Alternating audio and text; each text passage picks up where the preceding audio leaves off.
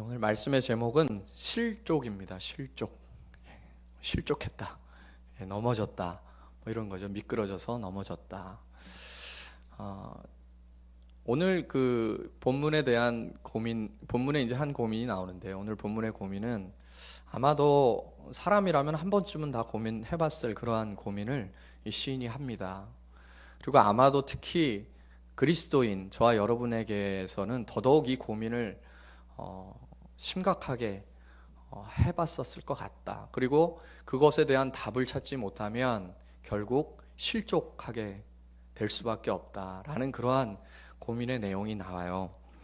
오늘 이 저자는, 이 시를 적은 저자는 굉장히 믿음이 좋았던 사람으로 보입니다. 좋은 사람으로 보여요. 왜냐하면 그는 이렇게 신앙 고백을 하거든요. 하나님께서 참으로 경건한 자에게, 하나님을 신뢰하는 자에게, 하나님을 찾는 자에게 선을, 복을, 아름다운 축복을 허락하시는 것을 분명히 내가 믿지만, 그러니까 하나님에 대한 절대적 믿음, 하나님께서 이 세상을 통치하시면서 하나님께서 사랑하시는 자들에게 복을 주신다는 사실을 이 시인은 믿었어요. 그리고 이 시인은 13절 한번 보세요. 13절에 이렇게 기록되어 있죠. 내가 내 마음을 깨끗하게 하며 내 손을 씻어 무죄하다 한 것이 실로 헛되다. 그러니까 이 사람은 항상 하나님의 말씀대로 살려고 자기 자신을 깨끗하게 하고 그리고 죄 가운데서 돌이키려고 항상 주의했던, 그야말로 하나님의 말씀대로 열심히 살았던 믿음 좋은 그런 사람이 오늘 실족할 뻔한 이야기들을 하고 있는 것입니다.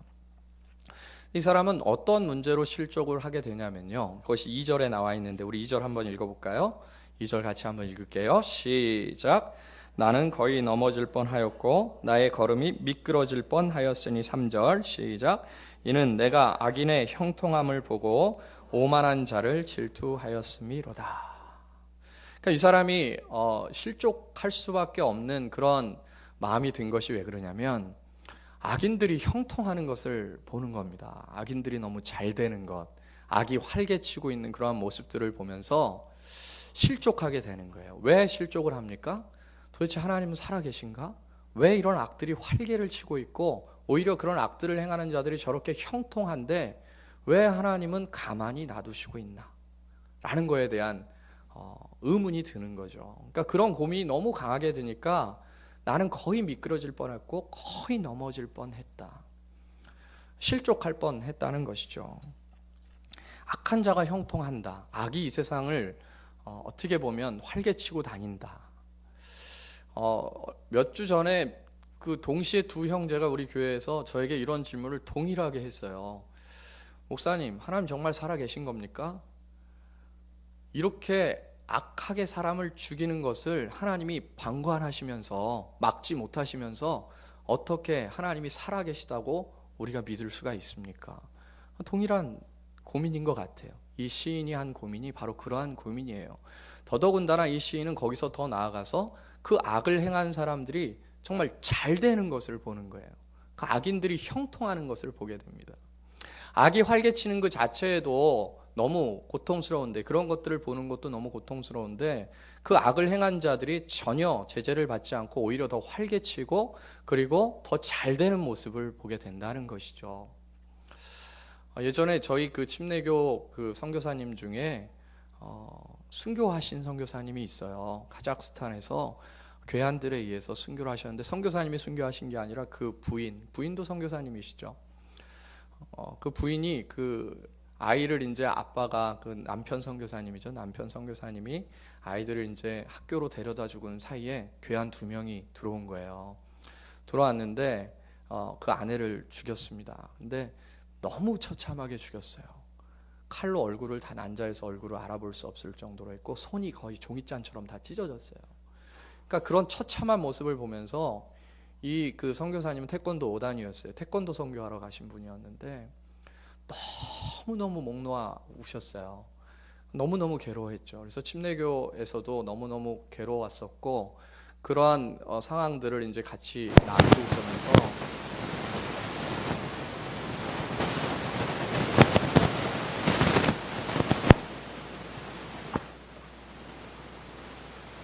중요한 얘기 하려고 그러는데,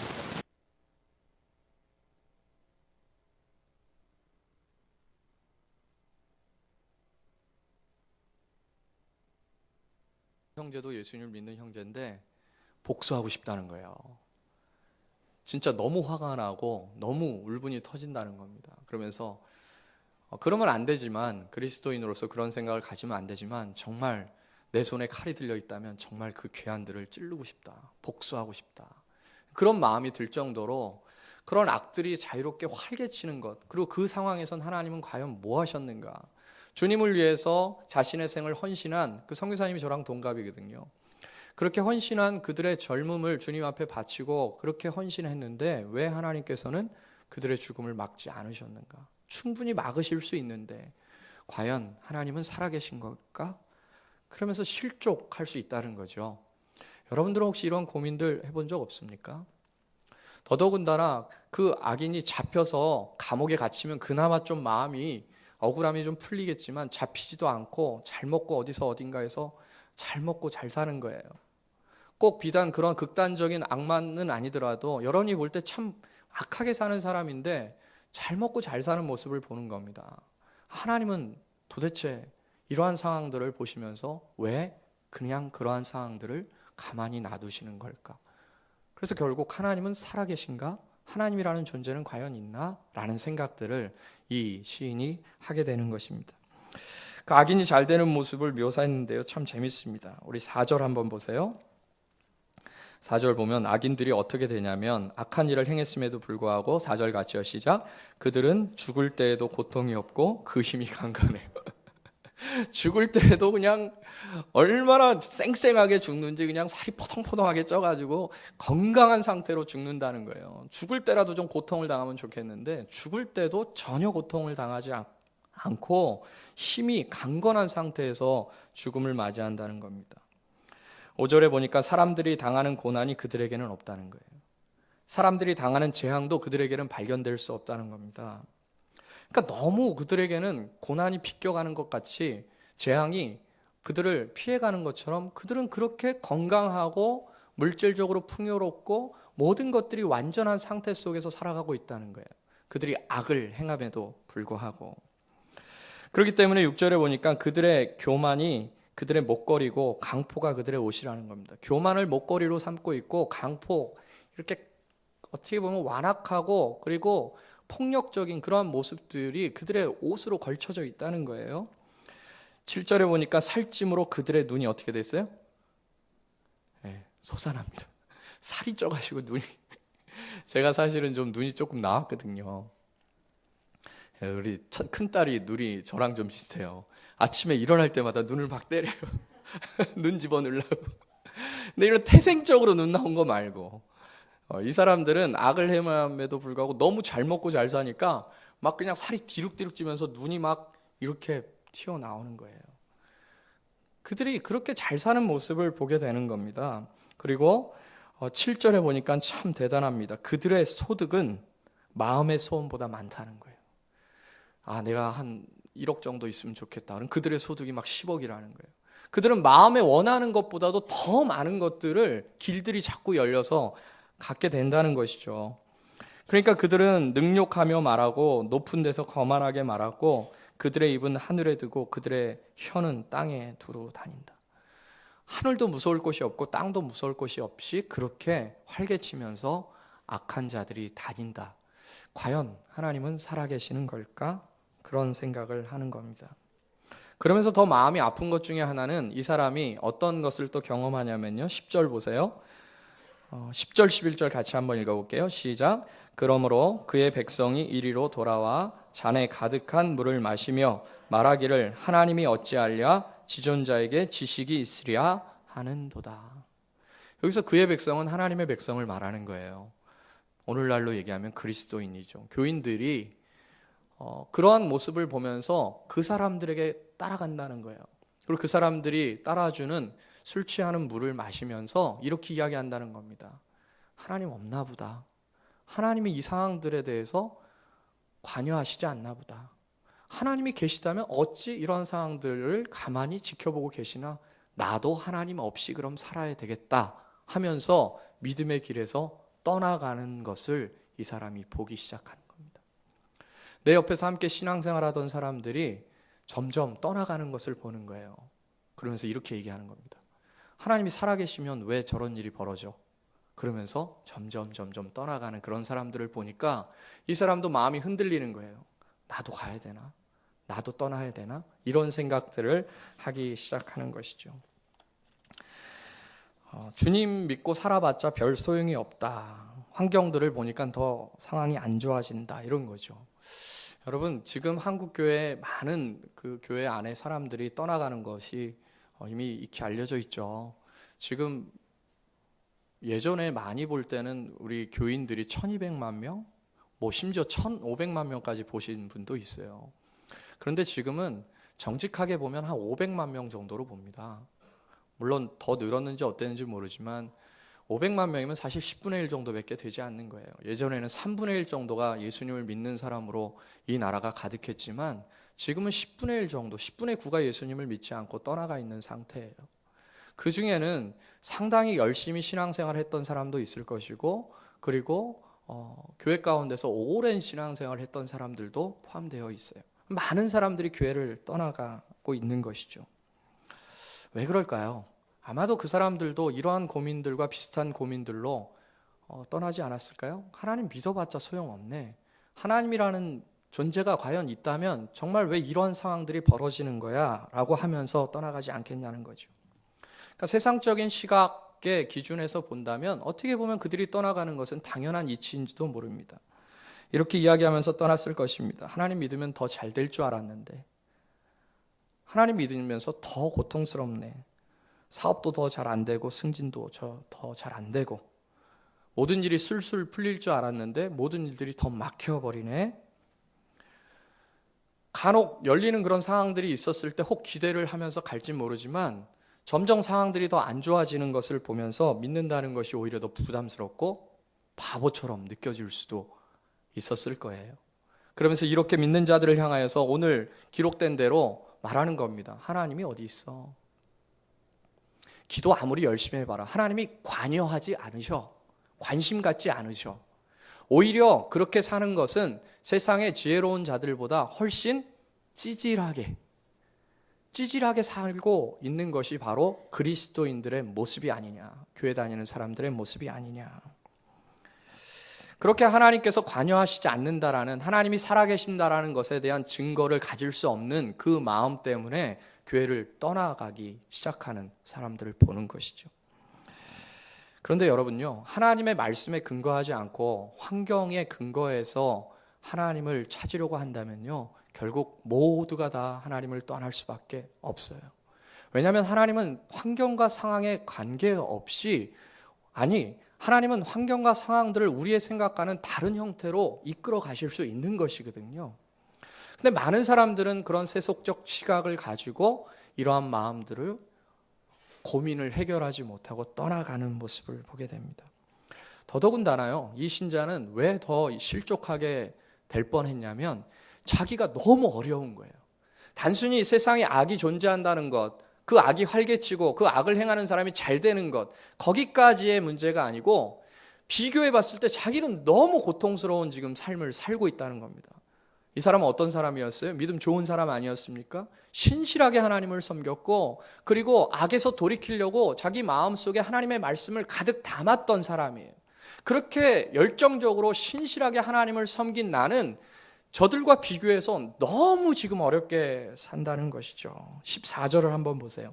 14절, 이 사람이 자기의 상태를 어떻게 이야기하고 있는가 같이 한번 읽겠습니다. 시작.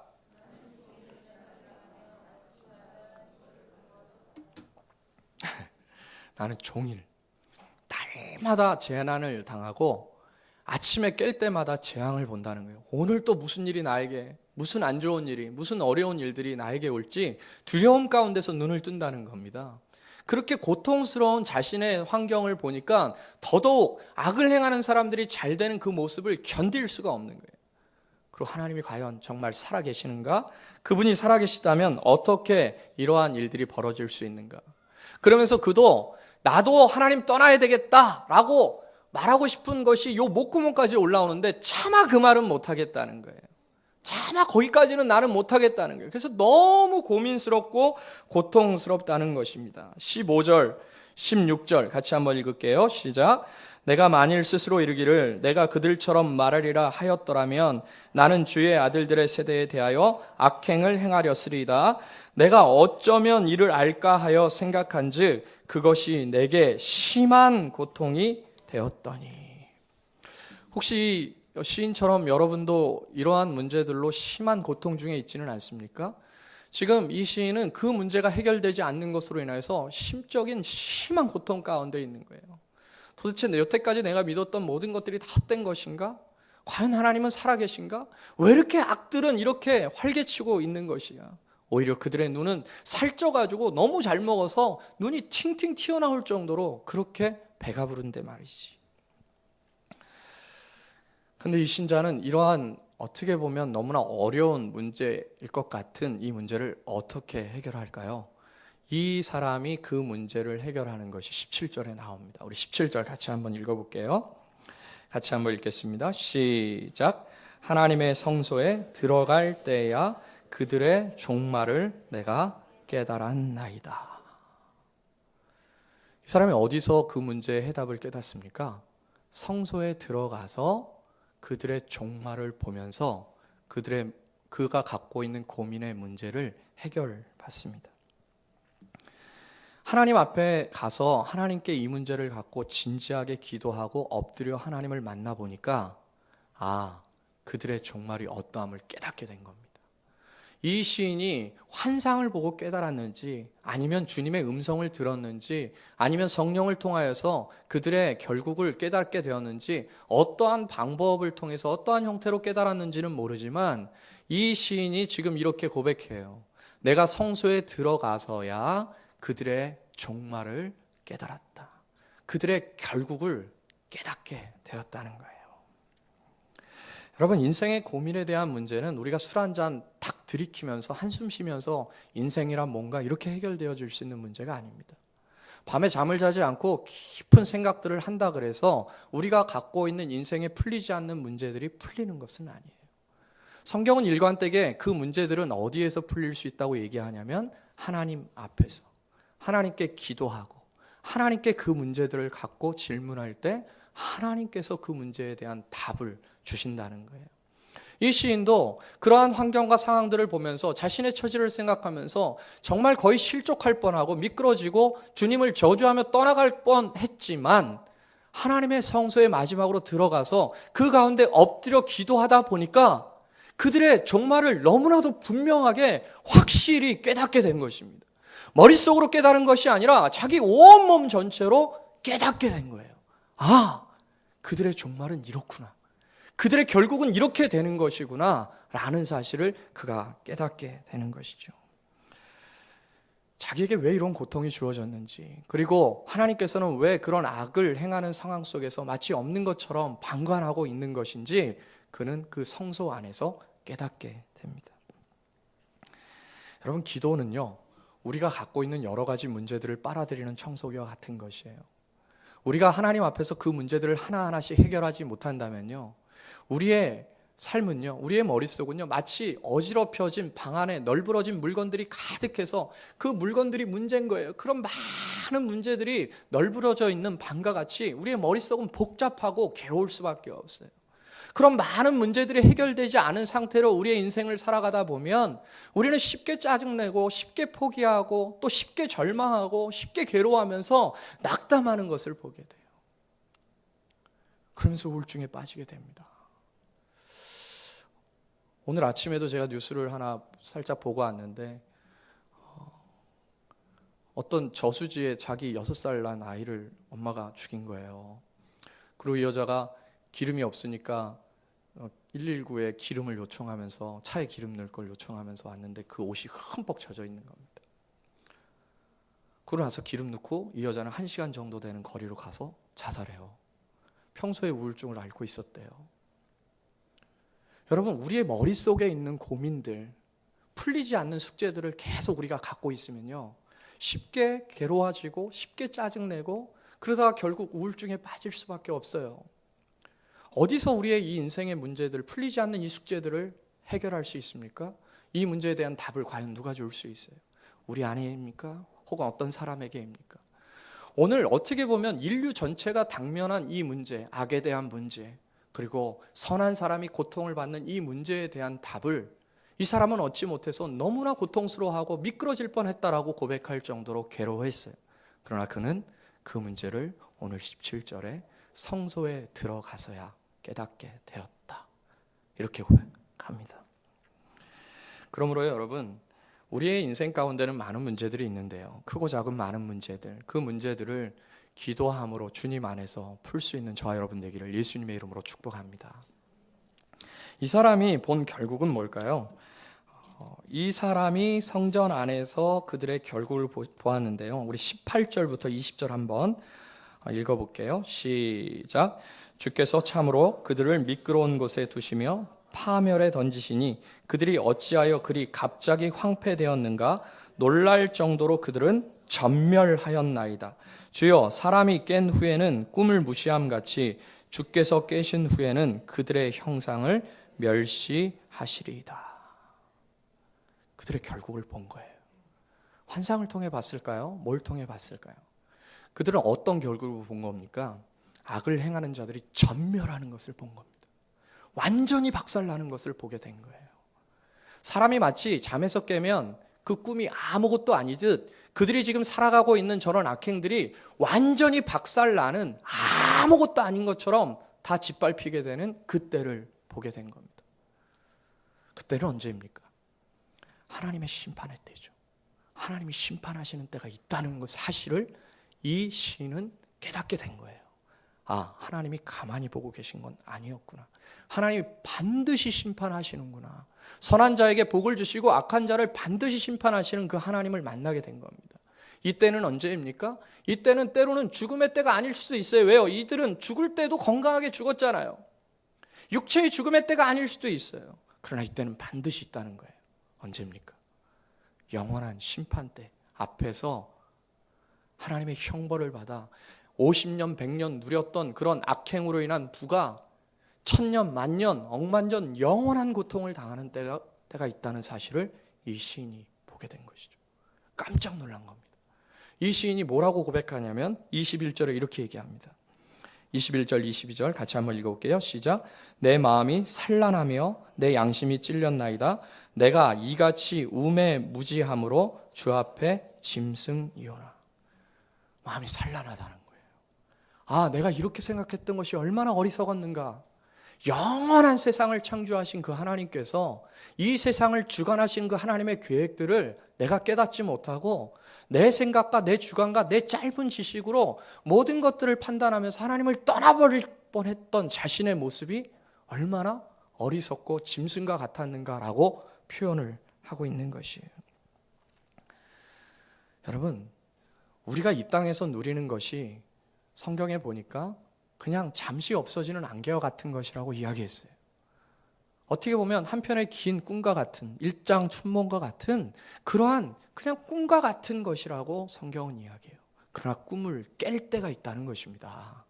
그 꿈을 깰 때는 이 땅에서 짧게 살았던 그러한 삶을 반드시 심판받을 때가 있다는 것이에요. 여러분, 꿈을 위해서, 잠자는 그 시간을 위해서, 그 시간에 아름다운 꿈을 꾸기 위해서 우리가 삽니까? 그렇지 않잖아요. 우리가 자는 것은 다시 일어나서 우리가 깨어있는 상태에서 우리의 활동을 하면서 더 능률적으로 더 건강하게 이 삶을 누리기 위해서 우리가 잠을 자는 것 아닙니까? 이 세상도 마찬가지라는 거예요. 주께서 깨실 때, 주께서 심판하실 때 이 땅에서 행했던 모든 것들을 반드시 심판할 것이 있을 것이다. 그것을 이 시인이 보게 된 거죠. 깨면 아무것도 아니죠. 꿈 얘기가 나오니까 하나 생각나는 게 있는데요. 우리 하민이가 꿈 얘기를 가끔 해요. 보니까 이제 우리 그 누나들이 꿈 얘기하면서 우리 그 두 부부가 유심하게 들으면서 그거에 대한 막 해석들을 하니까 혹시 이런 거 아닐까 이런 거 아닐까 심각하게 그 꿈을 받으니까 하민이도 자기도 꿈 얘기를 하는 거예요.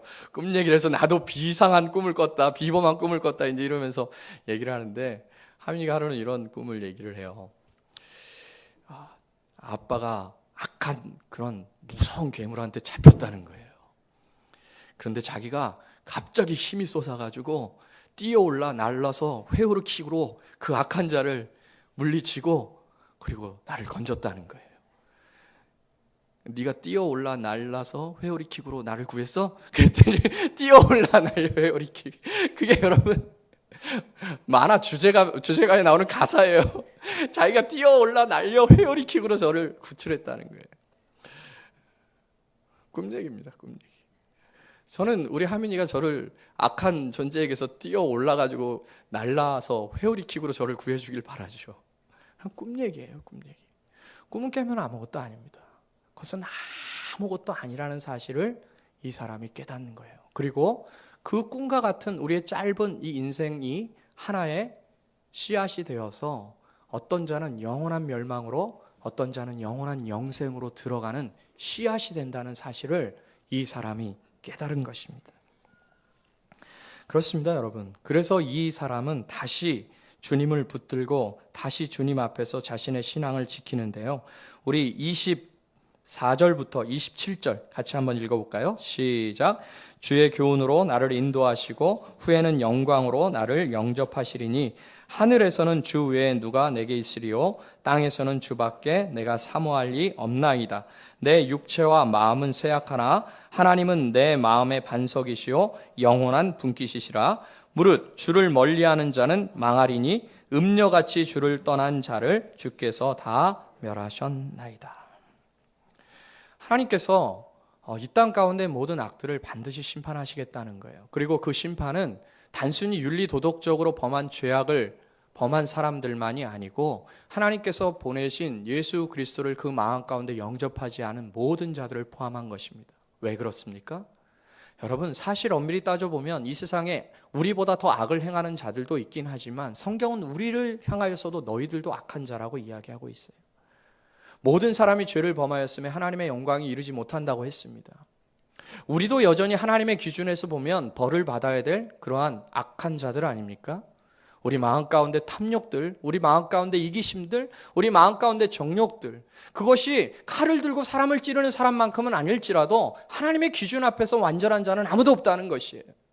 그렇기 때문에 하나님께서 보내신 그 구원의 방편인 예수 그리스도를 그 마음 가운데 영접하고 받아들이지 않는 자 외에는 모두가 다 심판대 앞에서 영원한 멸망으로 들어갈 수밖에 없다. 그 사실을 이 시인이 깨닫게 된 것입니다. 그 복음을 받아들인 자는 하나님의 용서를 체험해서 영원한 영생으로 들어가는 것이고, 그렇지 못한 자는 영원한 멸망으로 들어간다는 것이에요. 예수님께서 이 세상을 향해서 비유로 말씀하셨어요. 이 세상의 마지막에는 마치 어부가 그물을 쳐서 물고기를 잡는 것과 같을 것이다. 어부가 그물을 쳐서 많은 물고기들을 잡은 후에 그 중에 좋은 물고기는 들여놓을 것이고 나쁜 물고기는 버리게 될 것이다. 이 세상은 마치 추수하는 추수꾼과 같아. 마지막 날 모든 것을 추수한 날이 있을 것인데 그때 알곡은 곡간에 들여 모을 것이고 쭉정이는 밖에 버리고 불살나게 될 것이다. 마지막 날 이 세상을 심판하시는 때가 있다는 것이에요. 기고만장하고 그 심판을 무시하고 그렇게 살아가고 있는 자들 반드시 하나님께서 멸하시는 때가 있다는 것입니다. 이 시인은 그것을 바라본 것이죠. 그래서 이 시인은 이렇게 이야기하는 거예요. 난 주님 떠나지 말아야 되겠다. 나는 주님 붙들고 주의 말씀대로 선을 따라 살아야 되겠다. 한번 보세요. 28절. 이 사람이 뭐라고 이 고민의 결론을 내는지 28절 같이 한번 읽겠습니다. 시작. 하나님께 가까이 함이 내게 복이라. 내가 주 여호와를 나의 피난처로 삼아 주의 모든 행적을 전파하리이다. 할렐루야. 여러분, 하나님을 가까이 함이 여러분에게 복이십니까? 그게 복인 줄로 믿으시길 바랍니다. 여러분, 하나님의 말씀이 우리를 체인처럼 붙들고 있다는 사실이 얼마나 감사한지 몰라요. 이 시인은 이렇게 고백하는 거예요. 내가 거의 미끄러져서 하나님을 떠나버릴 것처럼 그렇게 되었으나 일의 종국을 깨닫고 내가 하나님의 품 안에 있다는 것이, 비록 나는 지금 날마다 재앙을 보고 어려움을 만나지만 내 마음속에 얼마나 큰 기쁨이 있고 감사가 있는지, 내가 하나님의 품 안에 있다는 것이 얼마나 감격스러운지. 26절 보세요. 내 육체와 마음은 쇠약하나. 내 육체와 마음은 쇠약해요. 그러나 하나님은 내 마음의 반석이시고 영원한 분깃이라는 거예요. 그래서 그는 하나님을 가까이 하고 있는 자기가 복이다. 난 복받은 사람이다. 라고 그렇게 고백한다는 것입니다. 여러분, 심판의 때를 믿는 것과 믿지 않는 것은요, 우리의 삶을 현격한 차이를 낳게 해요. 하나님의 심판을 기억하며 오늘을 사는 자는요, 두려움과 떨림으로 오늘을 경건하게 살 수밖에 없어요. 악을 행하면서 어차피 하나님 안 보시네 그러면서 술수를 쓰며 거짓을 쓰며 자기가 갖고 싶은 그런 재물이나 명예나 쾌락을 누리면서 살아갈 수가 없어요. 왜요? 하나님은 다 보고 계신단 말입니다. 반드시 심판하신다는 거예요. 가장 현실적인 현실은 무엇일까요? 현실 그 자체를 바라보는 것이 아니라 다가올 현실, 앞으로 주어질 그 현실을 내 마음에 고려하고 오늘의 현실을 대하는 사람, 그 사람이 가장 현실적인 사람 아닙니까? 그러므로 마귀는요, 지나갈 오늘에 대해 집착하게 하지만 성령은 다가올 내일에 대해서 집착하게 합니다. 마귀는 사라질 현실에 대해서 집착하게 하지만 하나님께서는 영원히 주어질 미래에 대해 집착하게 만드시는 것이에요. 만약 우리가 하나님을 믿고 그의 심판을 믿는다면 그날을 위해서 오늘 우리가 볼 때 불의하고 답답한 그런 상황들을 만날지라도 반드시 하나님께서 그 문제를 해결하실 거라는 믿음을 가지고 주님 붙들고 나아가야 될 것이에요. 우리 서두에 말씀드린 대로 그 한재성 선교사님인데요, 그분 성함이 그 죽음을 같이 소식을 듣고 함께 눈물로 기도하면서 그 형제가 이렇게 얘기했다 그랬잖아요. 내 손에 칼이 있으면 가서 진짜 복수하고 싶다. 우리 그 형제에게 뭐라고 이야기해 줄 수 있을까요? 그런 불의한 상황 속에서, 하나님도 멈추고 있는 그 상황 속에서 나라도 가서 복수해야 되겠다라고 생각하는 그 형제에게 우리는 어떻게 이야기해 줄 수 있을까요? 우리는 아마 오늘의 본문에 근거한다면 이러한 어떻게 보면 정형화된 식상한 그런 이야기일지도 모르지만 믿음 가운데서 담겨있는 이러한 이야기로 그를 권면할 수 있을 것이에요. 형제여, 복수는 주님께 맡깁시다. 반드시 주님께서 그 문제를 해결하실 겁니다. 그리고 형제님은 저와 함께 하나님을 가까이 합시다. 할렐루야. 그렇게 주님 앞에 이 고민을 해결할 수 있는 저와 여러분, 이 새벽교회 성도들 되기를 주님의 이름으로 축복합니다. 같이 한번 찬양하고요, 기도하겠습니다. 우리 옆에 분에게 같이 한번 축복하고 좀 찬양했으면 좋겠는데요. 하나님을 가까이 함이 우리에게 복입니다. 예.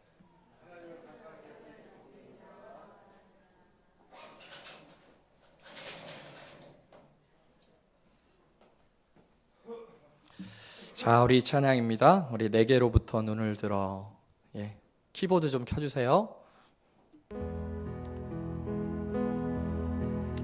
우리가 우리의 시선을요, 우리 환경에만 자꾸 고정시키고 우리 이성에만 자꾸 고정시키면 정말 쳇바퀴 돌듯 계속 문제는 반복적으로 해결되지 않는 미궁 속에 빠져 있어요. 그렇지만 우리의 시선을 주님께 돌리고 주의 말씀에 돌린다면 우리는 우리가 어떻게 살아가야 되는지 알게 될 것입니다. 우리 찬양하면서 주님, 나의 시선을 주님께 놓길 원합니다. 내가 평생 살아가면서 주님 의지하면서 그렇게 살아가길 원합니다. 그 마음을 가지고 고백하는 마음으로 이 찬양하고 기도하고 예배 마치겠습니다.